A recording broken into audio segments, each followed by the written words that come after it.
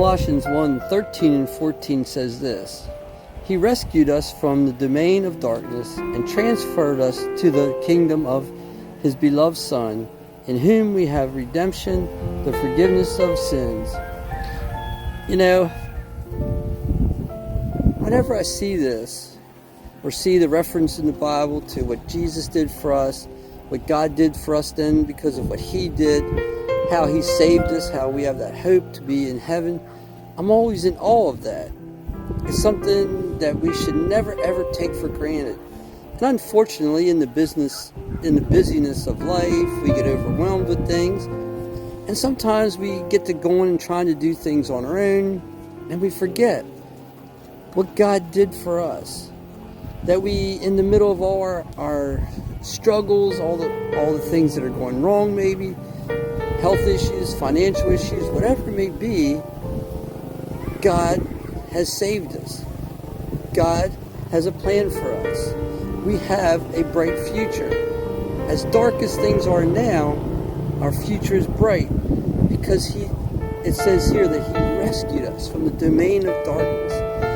You know, we may be going through dark times, but we don't live there. That's not our permanent home.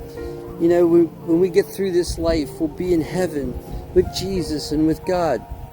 He rescued us from the domain of darkness, and He took us into the presence. He transferred us. He moved us from one place to the other, to the kingdom of His beloved Son.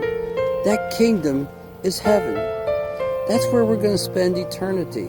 And we need to be careful that we don't lose sight of that when we're going through life, because we have to live this life to get to that life. There's no question about that. And how we live this life, you know, whether we trust God, believe God, we serve God, and we give everything to Him so that we can have peace, so that we can have joy during this time, is something that's really important.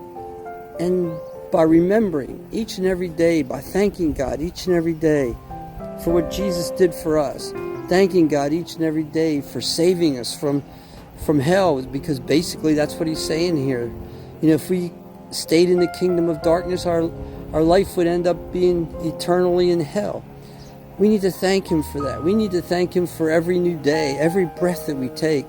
We need to praise Him for who He is, the God of creation, the God of our salvation. We need to worship Him because He is God, because He is our, not only our Creator, He's the one that sustains us.